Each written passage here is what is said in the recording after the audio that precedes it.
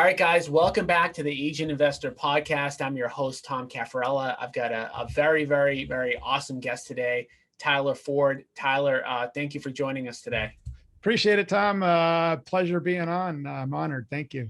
Yeah. So like I was mentioning to you, Tyler, like the whole thrust of the podcast is that, every agent should be an investor in some capacity. It doesn't mean that you have to flip 1,000 houses a year. It doesn't mean you've got to own 1,000 rental properties or anything like that, but you should invest in some way, shape, or form. And, when I saw the show notes come through for you, I was excited to talk about kind of, your experiences and kind of what you've done. So tell us a little bit about like the beginning story for you. What kind of got you in real estate to begin with, and when did you start investing? Well, so the backstory is, my first year in college, I lived in the dorms. I hated it.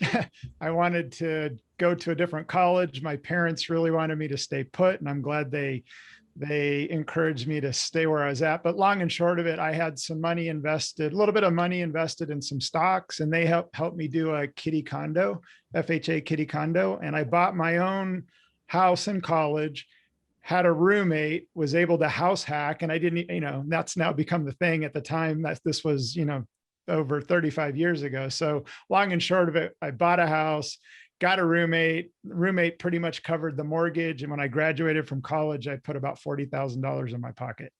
So, all right. So getting started early was not your problem. No. And in the meantime, too, during that, in the summer times, I would come home to Tucson and I would intern at Grubb & Ellis, which is a commercial real estate company. And it was through the college, I would get credits. And the first year that I interned, I actually put some deals together and they couldn't pay me because I wasn't licensed.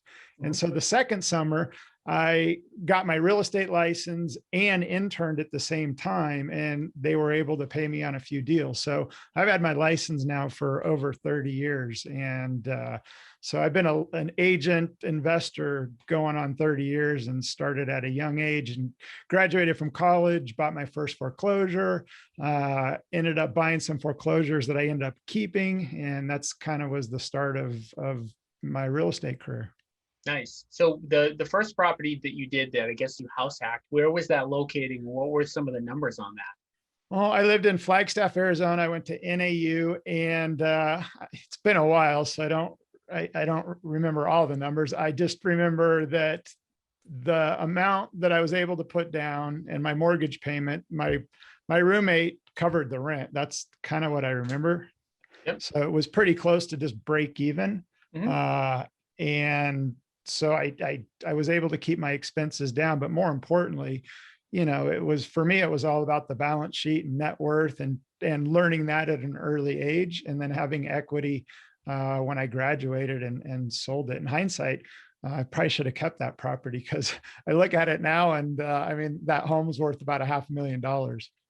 And I paid, I think 120 for it. And you were thinking about net worth and stuff like that when you were just 20 or whatever? Yeah, I got a business degree. So yeah, for me, it's all about the balance sheet. I'm pretty conservative. So although cash flow is good, I'm also pretty conservative in terms of aggressively paying down my balance sheet. And, and we'll get into my model, but for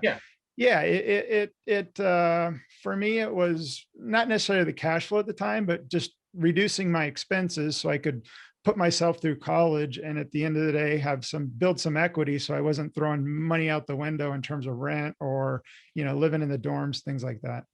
So after you graduated from college, did you go out and get a job kind of in the real world, or did you go right into real estate? Well, it's kind of full circle. So I went right into real estate and I started doing really well, and I was buying foreclosures. I was fixing and flipping. And the ones that I liked, I was keeping as long-term rentals. And long and short of it, the person that I started using for mortgages, it was one of the top privately held mortgage companies in the country, First Magnus Financial. Long and short of it, he talked me into getting into the mortgage business. Said I would be great. So I kept my license and I jumped into the mortgage business. I did really well in, late 90s up until like 2006, where I was still buying, and I was up to 30 doors while I was in the mortgage business because I was just taking the money and piling it into rental properties. And when the market melted down during the last cycle, I transitioned out of the mortgage business and then went all in on the real estate side when prices were at all-time lows. And you talked about, like during that phase of your life and your career, you accumulated a good amount of rentals, you bought some foreclosures. Mm-hmm. One of the biggest things people always, ask and, have as a hesitation is like, how do you get the funding for it? Like, what were you doing? Were you doing just traditional funding and saving up down payments, or were you doing anything creative? What were you doing there? Well, at the beginning of it, when I didn't have, a job and I couldn't show income and I wasn't financeable, it took a couple of years for me to become financeable. At a young age, I went out and built some relationships with a couple people that funded my deals. So with the equity that I had from the property that I sold from college, I used that money as, the equity. And, they were at the time, I didn't know what I didn't know, but I was putting 20% down and then I was getting people to fund the rest. And then I was fixing and flipping, and I did really well early on a couple fix and flips. And then I had enough cash then to then start rolling that money into rental properties that I kept. Yeah, so this is like a common theme. I feel like it's almost with everybody we've ever had on the show that's accumulated anywhere of a sizable rental. It's like their first rental is like this small thing that they like saved up they scrapped to get money, and then they parlayed that into like another couple deals, and then you parlay that into more, and then all of a sudden you've got down payments for more properties. So it sounds like that's one of the things that you did. You said that you were raising capital. Was that from friends and family, or how was that working? Or was that lenders? Well, it was private money sources here locally that when I was interning at Grubb and Ellis, that commercial real estate company, I actually developed some pretty good relationships with some pretty, successful commercial guys that became really good friends with. And they actually kind of backed me. They believed in me when I got out of college, and they really wanted me to get into the commercial side. And I told them I wanted to go down the residential path. But long and short of it, those guys that I ended up meeting became really good friends, and they ended up backing me on a few deals to get me going. So now, were they doing that as a favor, or was there like a financial interest? Like, what was why do you think that they lent to you? Well, I was giving them, at the time it was either 10, 12%, interest only. I don't know. They just, they wanted, they're the type of guys that just wanted to help a young guy kind of get started and be a part of somebody's success. And they believed in me at a young age. They were in their probably 40s and 50s at the time, very successful. And I just think that they felt as though they wanted to help me out. Yeah. So I think, there's a couple components to that. And I think that people, everybody wants to raise money. Like everyone that doesn't have money, and I had no money when I started, you want to raise money, but Mhm. you need two things. And you mentioned both of those in what you just said. Number one is the relationships. So relationships with people who have money. And there's a lot more people out there that if you come from a place like me, where like most of the people you grew up with didn't have money, you be surprised at how many people do have money that are out there in the world that built a business, they own real estate, they do something, they've got money. So you've got to get those relationships. Like, you got that relationship. And then you said another super, super important thing was that they believed in you.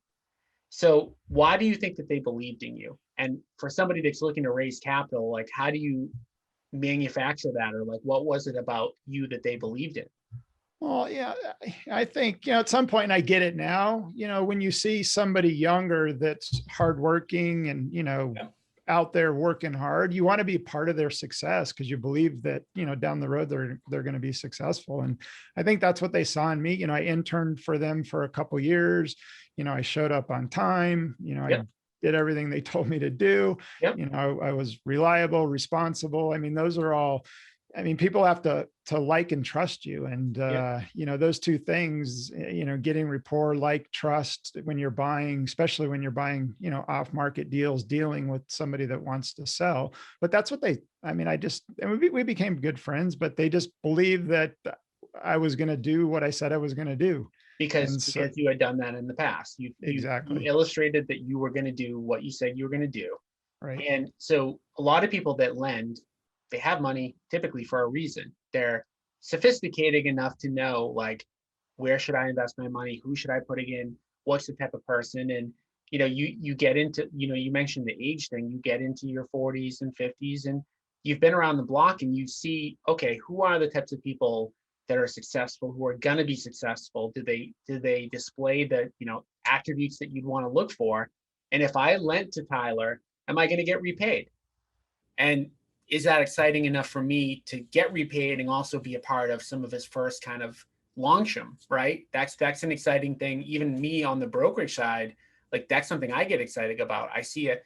I'm not that, old, but I'm almost 40 now, and I see, Right. A 20-something-year-old, walking in the door, like putting in the effort. I'm like, oh man, like I just want to like get them off the ground. And it's the same type of thing with lending. Like they looked at you, they said, he's gonna pay me back.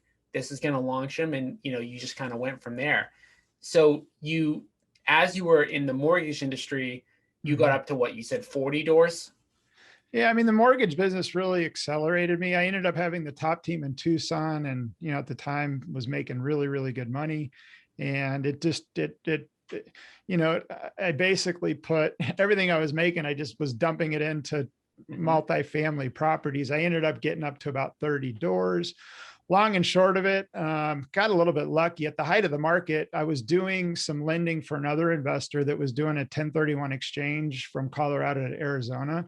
And he was struggling to find properties. And he said, well, what do you got? And I showed him my portfolio. He ended up like, he had this huge 1031. I mean, it was like, he had like $3 million to place.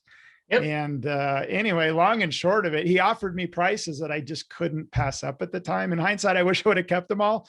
But I mean, it Yep. was just, it was a cash 1031. And I was just like, wow, I mean, I couldn't pass it up. But in hindsight, I was kind of lucky because it was at the top of the market. Yep. And I ended up basically selling them pretty much like 90% of my portfolio at the top of the market on a 1031 exchange. So I'm in a coaching program, on how to buy like larger apartment complexes right now, because that's one of the things we're focused on. And one of the mentors in the group, they said, that we were talking about buying and holding, and we were talking. I did something similar where I accumulated a lot of rentals, I sold them off, and it's funny because like he said, I've had so many students, and everybody thinks they're always going to hold forever. Right, And then right. something happens, and you don't always hold forever. And it's like sometimes it makes sense to sell. Obviously for you, you timed it right, and that's great. You said that you were lucky. I mean, I think sometimes luck, comes to those who are prepared and do the right things. And another thing that you mentioned in that last segment was just about you were dumping all your excess money. So another thing that I think is so important, especially for agents, is like the market goes in cycles, right? And there are years where you can do way better and you do way better. And that's your opportunity. Like if you're going to build your balance sheet, like Tyler talked about, like you've got to save during those years. You've got to invest during those years because the other years might not be quite as good. So obviously the mortgage industry during the years you were talking about, late 90s, early 2000s, was amazing. But you capitalized on that and then ended up, selling off some of that. So the mortgage market, the whole economy tanked in, 07, 08, around then. So a lot of people in the mortgage industry were making less money. What made you decide like, hey, the I don't want to do mortgage anymore. I want to just do like residential real estate. Well, I had one of the top teams. I was the number one loan officer in all of home services all across the country, a Warren Buffett company. And I was doing over 500 transactions on the mortgage side a year. And I just got burned out, to be honest with you. I got tired of dealing with agents and being the whipping boy, You got it's just tired of dealing with agents, so you became an agent. exactly. Yeah. On the lending side, I mean, the thing about a good loan officer there's so many things that are out in the lending business. There's so many things that are outside of your control, Yep. from underwriting to appraisals to people going buying stupid stuff when they're under contract. And then at the end of the day, it comes back to the loan officer where you're responsible regardless. And, and a good loan officer is at their desk 24/7, and they've got 24/7 access to the agents. And I just got tired of that, and I wanted more freedom and flexibility. And so I just made the decision that I was done with the mortgage business, and I wanted the freedom and flexibility just to have better use of my time in terms of coming and going and not being tied to agents all day long. And I mean, a good loan officer is, I mean, they're picking up their phone 24/7 Yep. and dealing with agents on the purchase side, because 80% of my business was purchase money and not refi. And I Yep. focused on the agent side and not the refi side. The more purchase money you do, the more refis you get. And so when the market turns, if you've got a good purchase money market business on the mortgage side, you're going to do a whole lot better. And that was my focus. Awesome. So you left. What brokerage did you join up with? And then what was your plan at that point?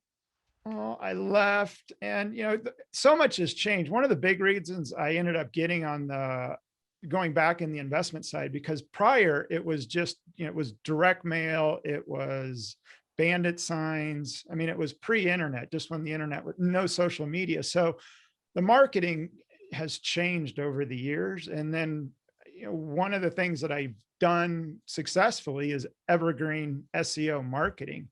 And that's what got me really excited about jumping back in on the investment side, knowing that I could build it organically in terms of SEO and just create a lead engine that was low cost, that was much more predictable. So that's kind of what got me excited to get back in and really focus in on the investment side and buying off market deals and having my license. But so, yeah, I jumped over. I've been with 3 brokerages over the last 30 years. I'm now with eXp Realty. I was with Keller Williams a couple years ago. I transitioned over to eXp Realty. But the model that I've got with eXp allows me to make a ton of money in so many different directions as a real estate / investor agent.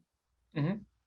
So tell us a little bit about that. Like what is your focus like now in terms of, working the agent and investor side, I guess, together? Well, together. So I've got tons of different websites that create a lot of leads. And the nice thing about the retail side of the lead gen is any lead that I get that I don't want, I pass down to people in my revenue share within EXP. So I get rev share, and I also get, I do a referral agreement. So I generate a lot of leads on the retail side. Some I take if they're close and I just know they're going to be easier to work with, or if it's a close friend or family. I do probably, I'd say 20% of my business I do on the retail side. 80% of it is just where I buy off market deals and then I wholetail them in the MLS. So in this market, I get off market deals and then I do some light cleanup, no rehab, put them back in the MLS.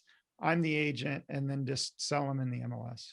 Yeah, And it's interesting how that, like, how much you're renovating a house has changed over the last like few years too. It's like well, now, what was that? oh, and that'll change. But a couple of years ago, I had something happen, and so I think it's now going on 2.5, 3 years ago. My wife and I were getting ready to go out of town for like 2 weeks during the summer, and I was right in the middle of a rehab. And my head guy, that was my main guy for 10 years, I was going out of town. I prepaid him and I front loaded a Home Depot card so he could get everything done. And the plan was when we got back, the home would be ready to list.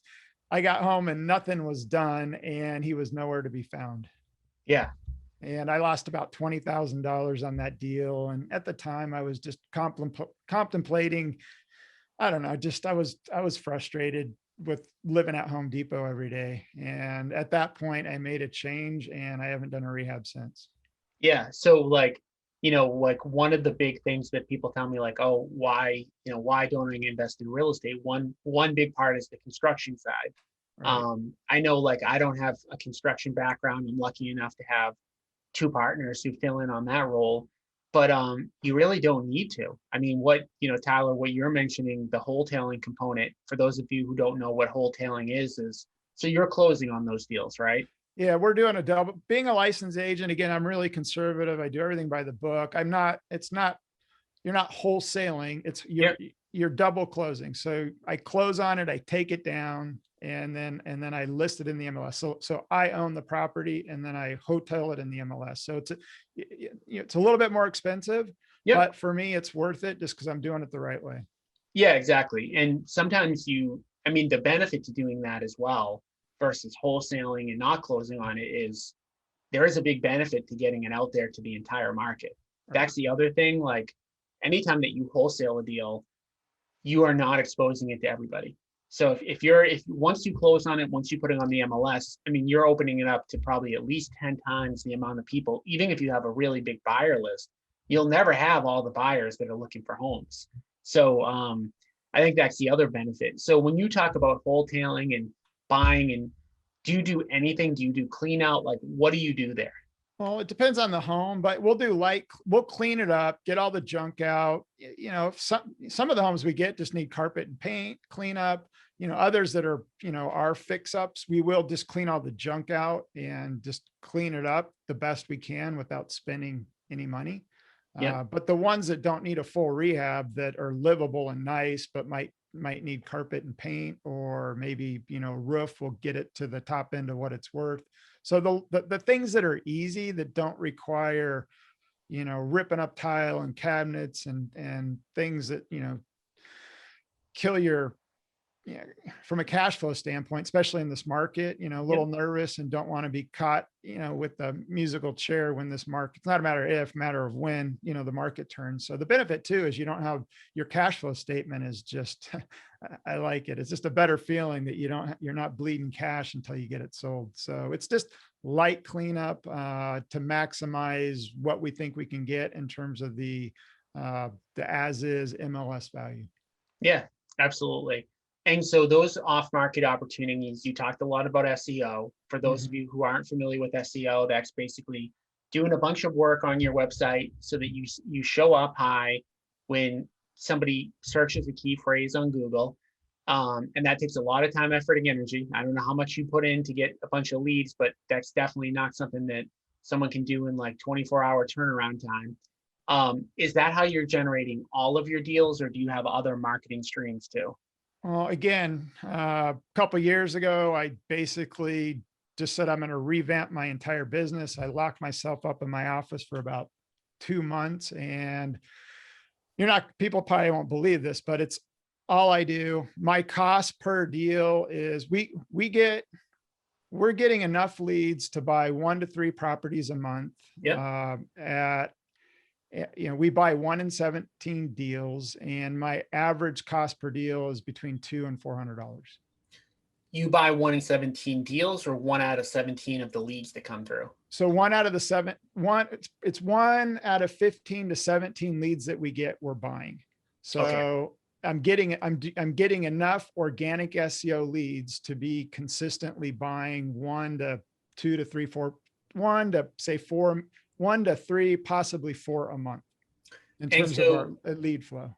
and when we talk about, like, I've got an enormous marketing budget, which, sometimes I say proudly, and sometimes I'm like, oh, well, probably be better to have a way lower, marketing budget. Right. And I know not everyone can do that. So, like, Well, that's why I did it. I mean, the big boys are spending $30,000 to $40,000 a month, and I didn't want to compete with them with money, but I knew I can compete with them with time. yeah. And I do something well once, and I get paid over and over and over again. So, I've just got a low cost, model in terms of. But I've spent, like you said earlier, it took me about 12 months, and I call it my 261 formula in terms of it's not something that happens overnight, but I was willing to do the work up front, knowing that it would work over time. And it took a good 6 to 12 months to start getting traction. But now, we generate a ton of just organic, and that's pretty much what I do. I just focus on content to generate leads. And so, would you say that, for the average person that has time, is that a strategy that like most people can use if they like focus in on, or is it very, tech complicated and something that would It's be hard? it's not hard, you just do one thing at a time and you learn as you go. But if you're willing to put in the work and you don't, if you, And I mean, I could spend the money on the budget. I just don't want to. Yeah. And so if somebody's low budget and they want to go down that path, it's just, you got to put in the work, but it's not complicated. It's content is king. And the more content you create, it's super easy to do. Eventually, the more leads you're going to get. And it's evergreen marketing, and it's not difficult. You don't have to build any websites. I mean, it's just making it look professional. The number one, other than the homepage, the most visited page other than the homepage is the about page. And a lot of people miss this, especially when it comes to the carrot sites. Yep. You got to have a really, really, really good about page, because people want to like and trust you. And the better you do with that, online, by the time they get to you, they already know you, and they feel comfortable with you. And when you show up to meet them, it's just all about gaining that rapport. But yeah, I mean, back to your question, I haven't sent out a postcard in over 2 years. I mean, That's I've done awesome. it all: bandit signs, postcards, ringless voice, driving for dollars. I mean, you name it, I've done it. And, we used to have a big budget, and I just got tired of not having an ROI on some of the marketing that I was doing. And it was hit or miss for me. And, just finally said, I'm done with it, and I'm just going to focus on organic SEO. So how much of your time a week now are you spending on the SEO part? Just so listeners can get an understanding, I guess, like one of the takeaways from here is obviously you don't need to have a huge marketing budget if you're willing to put in the time. So I'm curious, like for people that are listening and maybe want to get into SEO, Mhm. what time commitment are they looking at that they'd have to, put in?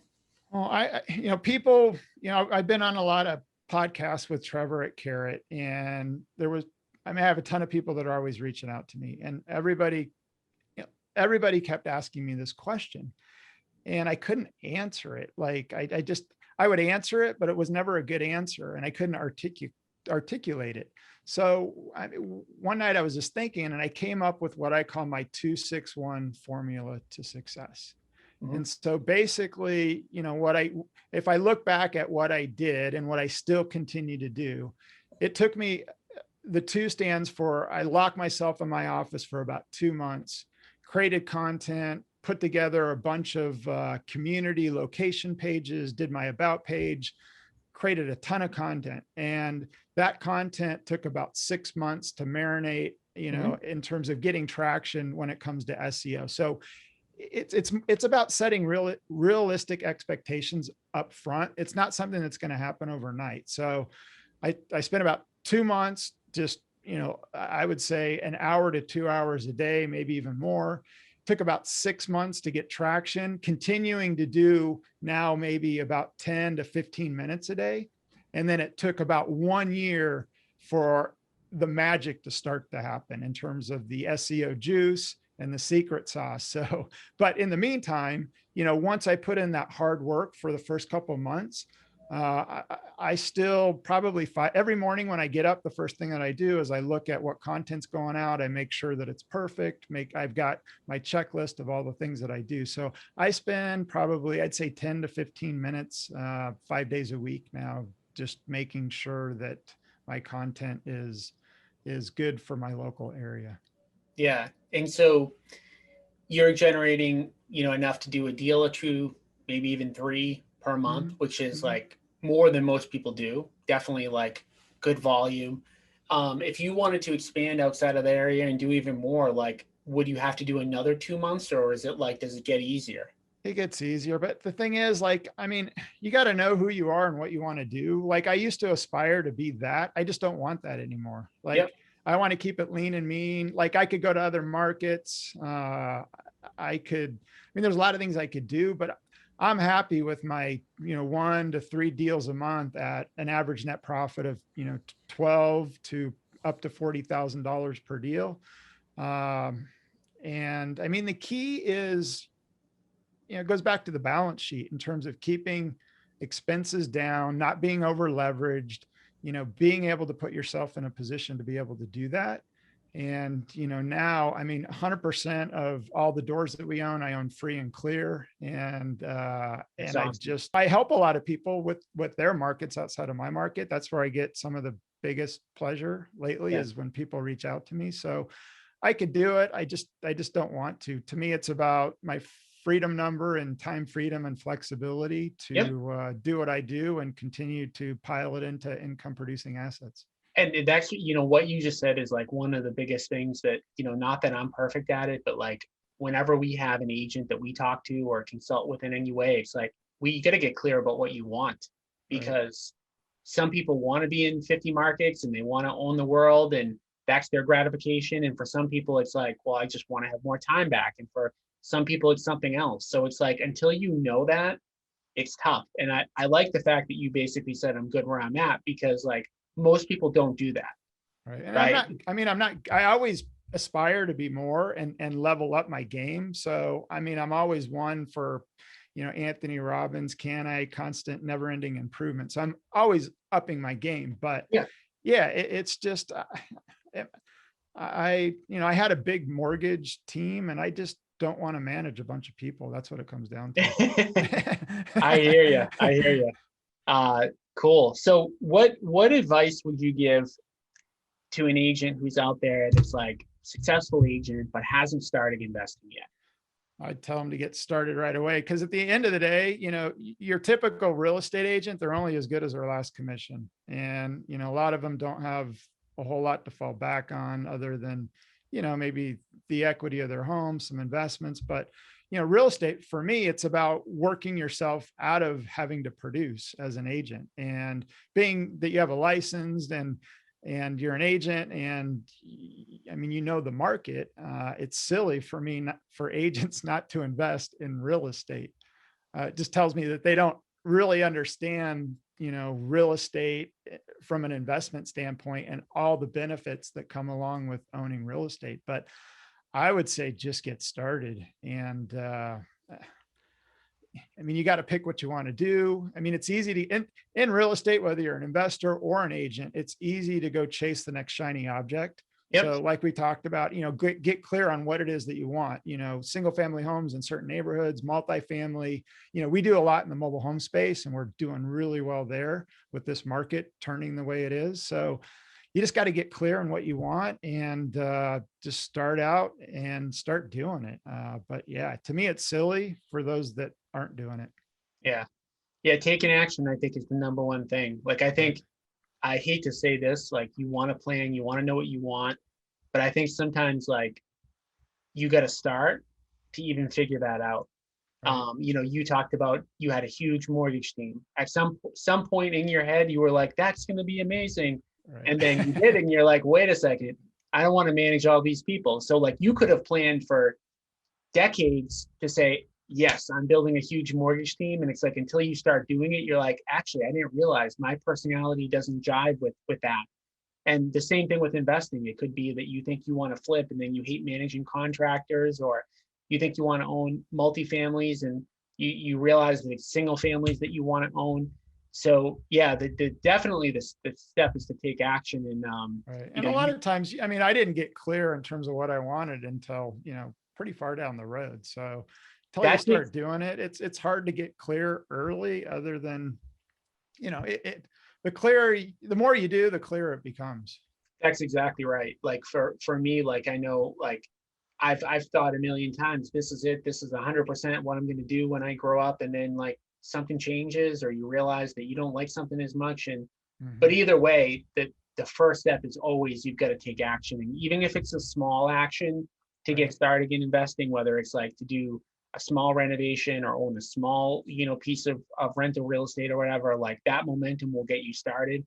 And you're naturally, like you talked about, like, hey, like, maybe your goals aren't like as huge as like, some people that like want to like completely own the world. But like one thing that you talked about every single step of the way over the 30 plus year career is like you are always upgrading. So regardless of like how big your goals are, and you're doing very impressive things, you always kept, leveling up all along the way. So I think it's super impressive like what you've done. And the fact that you've got them all free and clear, like that's just another strategy that like some people are a big fan of, some people aren't. But like one thing you can't take away from that is like, hey, if all goes wrong, like you're safe, you're secure, you've got great assets, like, to A use. lot of my investor friends give me a hard time telling me, if the market turns and we get a big turn, absolutely I'll leverage it. But, I saw what happened in the last go around. But the way, and I had mortgages on everything. And just in the last year, we've been able to pay everything off. But the way I buy on the holds is I put enough money down to be able to cash flow anywhere from $200 to $400 on a 15-year fixed mortgage. And so everything that I do, and it's worked out well, even on our primary residence, has all been always on 15 years. And so I'm focused on cash flow, and I'm also focused on the balance sheet. But I think a lot of people get way too focused on the cash flow, and they neglect their balance sheet. Yeah. And so, I mean, I just have been really conservative in that respect. And, we would save up enough money to be able to buy the next rental on a 15-year with the cash flow that we want, then aggressively pay that off. I love it. Well, I want to thank you for coming on. You're a great guest, and we'll be back again, guys, next week with another Asian Investor podcast. Thank you again, Tyler, for joining us. Thanks. I appreciate you having me. All right, guys, we'll see you next week. Have a good one. Thanks.